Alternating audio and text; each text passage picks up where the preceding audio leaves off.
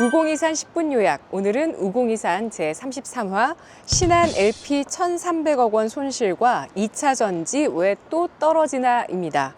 불법 공매도 카르텔과 여의도 카르텔은 개인 투자자들에게 알게 모르게 손실을 끼쳐왔습니다.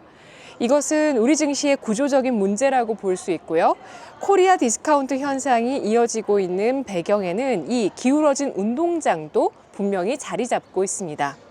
개인 투자자들의 자산 형성을 방해하고 K주식에 투자 손실을 끼치는 불법 공매도, 여의도 카르텔의 면면을 우공이산에서 꾸준하게 짚어드리고 있죠. 결국 신한투자증권 LP가 사고를 쳤습니다. 신한투자증권 LP의 1,300억 원 손실, 무엇이 잘못됐을까요? 우리가 이 구조적인 문제를 잘 알고 있어야 감시할 수 있고 금융 후진국이라는 오명을 씻을 수도 있을 겁니다. 지난해 11월부터 1년 가까이 우리나라 증시의 공매도가 전면 금지됐습니다. 지난해 11월 5일 일요일 늦은 오후, 금융당국은 올해 6월 말까지 공매도 전면 금지 조치를 발표했었죠. 공매도를 전면 금지 조치한 것은 우리 증시 역사상 단 4번입니다. 지난 2008년 10월부터 2009년 5월까지 글로벌 금융위기 당시 처음 공매도 전면 금지를 발표했었고요. 그 이후 2011년 8월 유럽 재정위기, 2020년 3월 코로나19 팬데믹, 그리고 지난해 당시까지 딱 4번이었죠. 당시 우리 코스피의 밸류에이션이 PBR 0.9배를 밑도는 상황으로 위기 시그널을 보이는 위치까지 오긴 했지만 특별히 뚜렷한 위기가 없는데도 공매도를 전면 금지한 조치가 없었던 만큼 이례적이었죠. 이복현 금융감독원장은 공매도를 전면 금지하기로 결정한 배경에 대해 불법 공매도 적발 사례만 100개 종목이었다며 불법 공매도 문제를 제기했습니다. 이 금감원장은 불법이 보편화돼 있는 장이라며 특정 해외 글로벌 은행의 불법 거래 사실은 국내 증권사들의 창구 역할이 없으면 힘든데 증권사들에 대해 매우 강한 의구심이 든다며 공매도 카르텔 존재 가능성까지 언급했었죠. 금융당국이 글로벌 투자은행의 대규모 불법 공매도를 적발하면서 국내 증시 신뢰도 저하를 바로잡고 공정한 시장 환경을 조성하기 위해 지난해 11월부터 공매도를 전면 금지하고 제도 개선에 들어갔습니다. 그리고 올해 6월 재개 예정이던 공매도 전면 금지를 내년 3월 말까지 연장하기로 했습니다. 공매도 전면 금지 조치 당시 국회 청원으로도 윤석열 대통령 공약이기도 한 공매도 제도 개선이 필요하다는 서명이 5만 명 넘게 올라왔습니다. 민심과 대통령의 의지가 서로 통한 것이죠. 역시나 코리아 디스카운트와 불법 공매도는 밀접한 연관이 있는 문제라는 걸 이러한 내용을 통해서도 확인할 수 있죠. 그리고 그 문제를 해결한다면 우리 증시가 상승할 수 있다는 잠재력도 보여줬습니다. 정부가 공매도 제도를 개선하기 위해 근본적인 시스템 개선에 나서겠다는 의지를 보이자 기울어진 운동장이 바로 잡히겠구나 하는 기대감이 당시에 나왔습니다. 공매도 전면 금지 이후 첫날 2023년 11월 6일 월요일장 주식시장은 그야말로 폭등했고 코스피는 2023년 11월 6일 134.03포인트, 5.66%가 상승해 역대 최대 일간 상승폭 기록을 경신했습니다. 상승률 기준으로도 코로나 사태 이후 각국 지원책이 나오던 2020년 3월 당시 5.9% 이후 두 번째로 높은 상승률을 기록했죠. 이날 코스닥 지수도 7% 넘게 올랐고 달러원 환율은 25원 넘게 급락해 1,300원 선을 깨트리며 원화 강세를 기록하기도 했었네요. 공매도란 주식을 빌려서 판 뒤에 실제 주가가 떨어지게 되면 싼 값에 다시 사들여 주식을 상환해서 차익을 내는 투자를 말합니다. 그런데 우리나라는 기관과 외국인에게 유리한 공매도 조건과 불법 공매도가 가능하다는 점에서 공매도의 온상이 되어 왔고 이것은 분명 기울어진 운동장이자 우리 주식시장이 신뢰를 받지 못하는 그야말로 무법지대라는 걸 보여주는 대표적인 사례였습니다. 올해 3월에 공매도 토론회에 참석한 박순혁 작가님은 ETF의 유동성 공급자 LP인 증권사가 불법 공매도를 지속하고 있다고 조사해야 한다고 강조했습니다. 금융당국이 지난해 11월 6일부터 공매도를 전면 중단했지만 개인 투자자들은 이후에도 시장 조성자 MM이나 유동성 공급자 LP의 공매도가 증가했다며 이들의 공매도까지 전면 금지해야 한다고 촉구해왔었죠. 지난해 12월에 이러한 의혹이 사실이 아닌 것으로 확인됐다는 게 금감원 부원장의 입장이었지만 결국 이번에 신한 LP의 불법이 드러나 버리면서 실상 민간 조직인 금감원이 과연 증권사를 엄격히 관리 감독할 수 있는 건 맞냐? 여기에도 짬짬이가 있을 수밖에 없다는 의혹이 재차 터져 나오고 있습니다. 금감원 퇴직자들이 전관 예우를 받아 주로 금융권이나 법조계, 공공기관 등으로 자리를 옮기는 수순을 밟는 만큼 그들 간의 봐주기식의 밀월 관계가 있을 수밖에 없는 구조고요. 또 피감독 대상인 금융권에서 금감원 직원들에게 월급을 주는 예산 구조를 갖고 있어서 근본적으로 금감원이 제재나 감시, 감독을 하는 역할을 할 수 없다는 지적이 계속돼 왔습니다. 금융 소비자 보호에 있어서 최후의 보루나 다름없는 금감원이 금융사에 대해 솜방망이 징계에 머물 수밖에 없었던 그간의 관행을 깨고 불법 공매도와 여의도 카르텔을 혁파해줄 인물이 이복형 금감원장이 될 수 있을지 투자자들은 이 금감원장에게 큰 기대를 걸고 있습니다. LP와 MM은 과연 무엇이고 왜 불법을 저질러 주식시장의 신뢰를 깎아먹고 개인 투자자들에게 피해를 주고 코리아 디스카운트의 원흉이 되어 왔을까요? 개념부터 하나하나 짚어보겠습니다. MM은 마켓 메이커, 즉 시장 조성자고요. LP는 리퀴더티 프로바이더, 유동성 공급자입니다. 통상 시장 조성자 MM과 유동성 공급자 LP는 시장에 부족한 유동성을 공급해 원활한 거래를 유도하는 역할만을 합니다. 시장 조성자 제도는 호가 스프레드를 줄이고 투자자가 원하는 시점에 즉시 거래가 형성될 수 있도록 하는 장점이 있습니다. 유동성이 낮은 종목은 특정 호가에 의해 가격이 급변동할 수 있지만 시장 조성자가 매수 매도의 양방향의 호가를 제시하면서 가격 안정성을 개선시켜 주는데요. 거래소는 주식시장 유동성을 높이기 위해 2016년부터 시장 조성자 제도를 시행해 왔습니다. 유동성 공급자는 시장 조성자 제도보다 먼저 도입된 제도고요. MM은 거래소와 MM 간의 계약이라면 LP는 상장 법인과 증권사 간 계약입니다. 특히 ETF LP는 ETF의 시장 가격과 순자산 가치의 차이인 괴리율을 없애고 거래 공백이 생기지 않도록 하는 역할을 맡게 됩니다.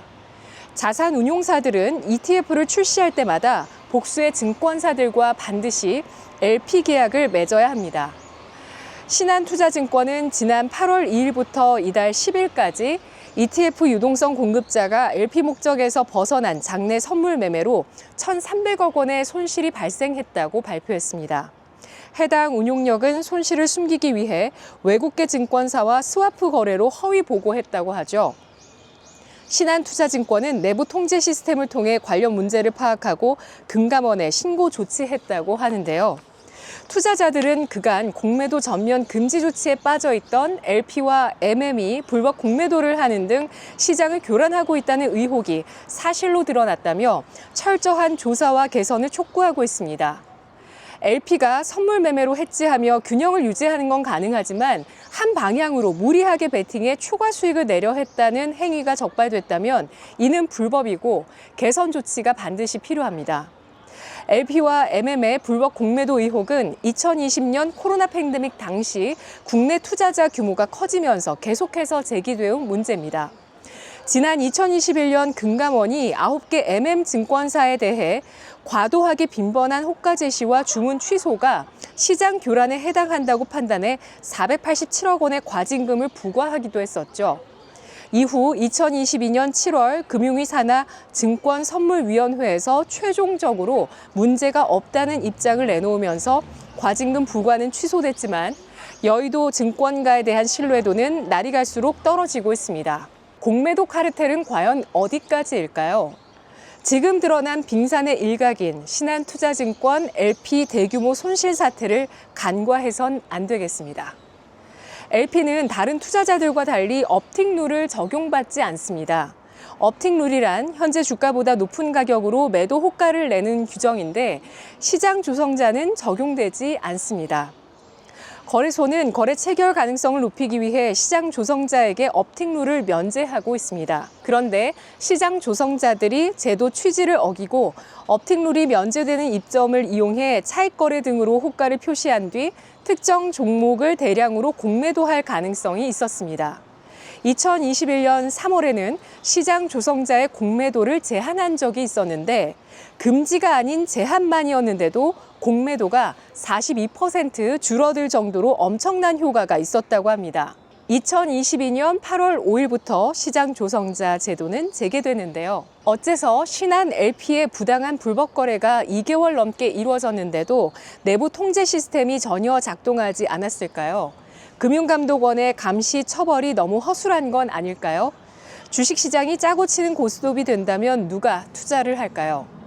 불법과 합법의 선을 타면서 수익만을 추구하면서 시장을 교란하는 게 여의도의 관례인지 조직적, 암묵적 동의로 인한 불법이 자본시장에 횡행했을 개연성에 대해서 배제할 수 없어 힘없는 개인 투자자 입장에선 허탈한 생각만 드는데요.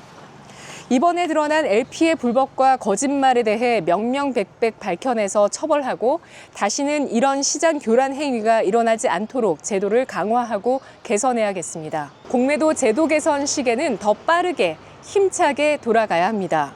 지난해 11월을 기점으로 정부와 금융당국이 공매도 제도 개선에 한 목소리를 내고 급물살을 타기 시작했습니다. 한국 증시의 선진화를 위해서 멈추지 말고 개인 투자자 보호와 금융산업 발전을 위해 나아가야만 합니다.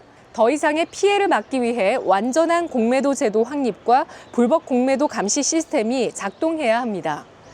올해 6월 13일 드디어 금융당국이 공매도 제도 개선 방안을 확정해 발표했었죠. 내년 3월까지 공매도 전산 시스템을 구축하고 불법 공매도 처벌 수위를 대폭 강화하며 공매도 거래 조건을 개인, 외국인 기관 모두 통일하기로 했습니다. 좀 더 자세히 살펴보면 공매도 전산 시스템을 구축해 무차입 공매도를 차단하고 실시간 사전 차단을 위해 자체 기관 내 잔고 관리 시스템 구축을 의무화합니다. 기관의 대차 거래 때 빌린 주식을 갚는 기한을 90일 단위로 연장하되 4차례까지만 허용해서 12개월 이내에 상환하도록 제한을 두기로 했습니다. 그간 무제한이던 상환 기간을 개선한 것이죠. 공매도 상환 기간과 담보 비율을 각각 90일, 105%로 개인과 기관에 동일하게 적용했고 코스피 200 주식의 경우 기관보다 낮은 120%를 적용해 개인 투자자의 공매도 접근성을 개선했습니다. 또한 무차입 공매도를 방지하기 위한 내부 통제 기준을 마련하고 이를 연 1회 이상 확인해 그 결과를 금감원에 보고합니다.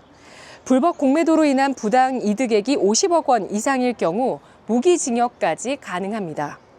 윤석열 대통령은 전 정권에서 말로만 해왔던 다양한 개혁들을 하나둘씩 직접 실행해 나가고 있습니다. 노동, 교육, 의료, 연금 등 4대 개혁 과제를 꼽으며 국가의 생존을 위한 절체절명의 과제들로 반개혁 카르텔에 저항이 있더라도 반드시 완수하겠다며 계속해 나가고 있습니다. 기득권 카르텔을 깨고 더 자유롭고 공정한 시스템을 만들고 함께 실천해 혁신을 이루어 나가겠다는 게 윤 대통령의 의지입니다. 윤 대통령의 대선 주요 공약 가운데 하나도 바로 불법 공매도 개선이었습니다. 윤 대통령은 그간 불법 공매도는 심각한 병폐라며 불법 공매도는 주가 조작에 준하는 형사처벌이 필요하다고 비판했었고요. 또한 반드시 불법 공매도를 뿌리 뽑겠다며 위법 수익과 은닉 재산도 박탈하겠다고 강조해왔습니다. 더불어민주당의 윤 대통령 탄핵 모의와 공작으로부터 대통령을 지키고 세작들을 속속들이 찾아내서 표심으로 엄단하는 것이 바로 우리 민주주의를 지키고 불법 공매도로부터 우리 주식시장을 지키는 일일 겁니다. 오늘의 결론 1. 신한투자증권 압수수색해서 불법 공매도 뿌리 뽑자. 2. 금감원이 고양이 목에 방울을 못 따는지 제대로 여의도 카르텔 개혁시킬지 우리 개인 투자자들이 끝까지 두 눈 뜨고 감시하자. 3. 윤석열 대통령을 탄핵 모의와 공작에서 잘 지켜 민주주의를 지키자. 우리 사회 카르텔을 척결해서 코리아 프리미엄 만들자. 투자사생활 구독자 그리고 투자꾼 여러분, 다음 영상에서 만나요.